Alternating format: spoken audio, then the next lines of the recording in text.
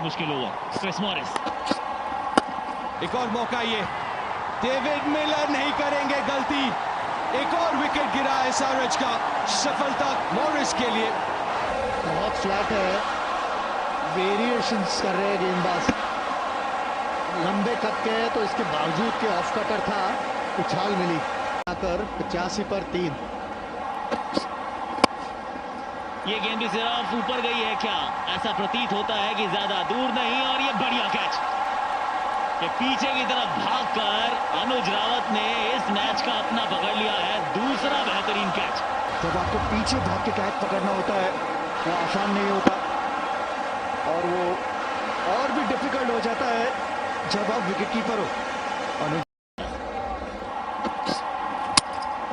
You miss, टीपो hits.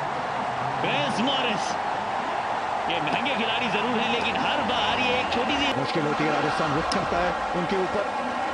बढ़िया गेंद स्टंप में, केदार जाधव